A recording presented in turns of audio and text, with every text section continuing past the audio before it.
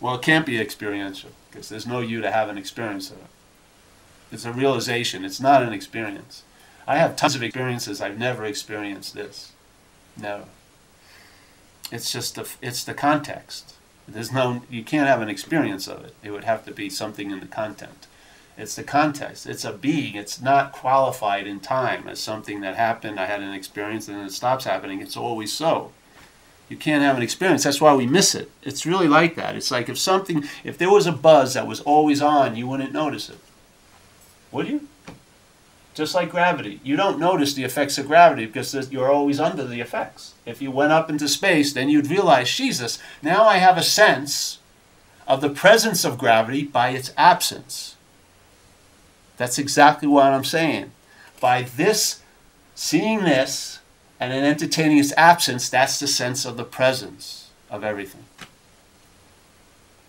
Just like the fish, I really sincerely believe that fish have no idea of wetness or water. They're totally immersed in it their whole life. They have no idea what it's like to be wet because they've never had an experience of being wet because it's been continually wetness. Yeah? There's never been a moment when it hasn't been wet. Maybe they'll have an experience when they're on the deck of a boat flapping around, and it's probably a very rude awakening. But in a sense, they probably never had an experience of being wet, and yet they're wet constantly. That's exactly what we're like. We're drenched in this space or presence, and yet we're acting as if we're dry. You sense the presence. And then you realize that presence is your absence. When this is absent, which it inherently is, it doesn't have to appear to be absent to you. It's absent. Yeah? Then the everywhereness is always available at all times. To me, one of the biggest qualities is no time involved in it. There's no having to do or anything. It extracts the idea of time. Even that thing we call a pause, P-A-U-S-E.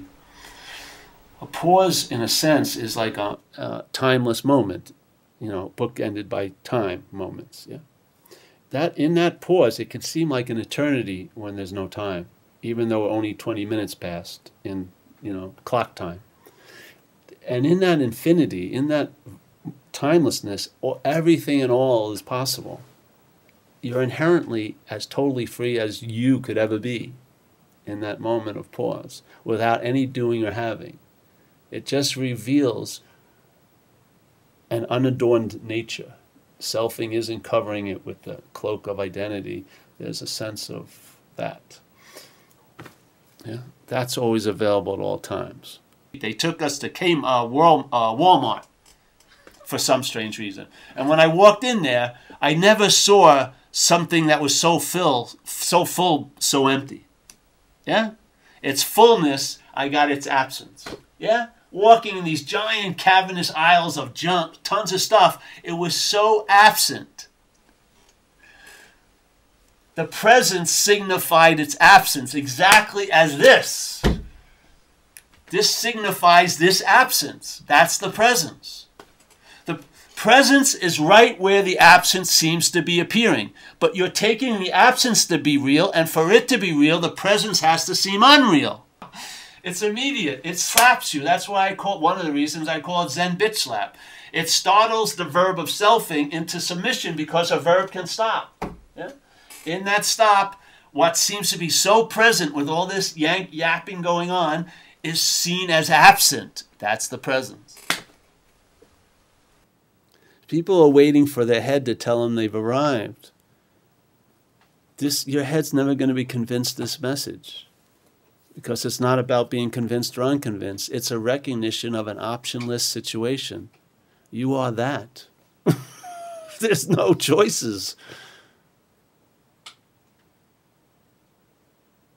In every moment of your day, weren't you there? In every relationship that sucked, if you looked at them, which was the one constant in them all? You.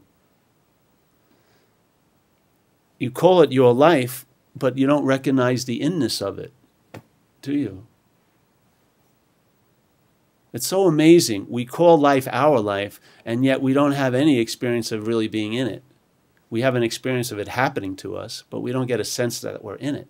But we're adamant about calling it your life. When you're truly in it, when you realize life is just happening. When it's happening to you, you're not in it at all. You're just reacting to an interpretation about it. But when life is just seen as happening, you're totally in it. But you have the joy of being the fish because you sense the water. Yeah? You're swimming around, having contact with the shells and everything, but you got a double bonanza. You sense the water. You sense the context from which you are. Yeah? As you're appearing to be a fish.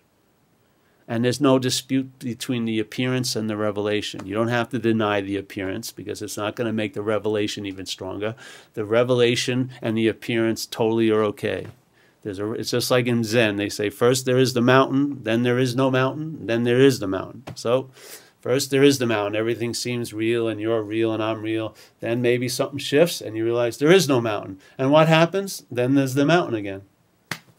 But now there's no argument with the mountain. You don't want it to be taller or shorter or over here or away from India and put it into California. I want the Himalayas in California. I don't want to have to take an 18-hour plane ride, get them there. No. Mountains are the mountains because they're not. They can be, you can let them be their real nature because they're not real. Yes.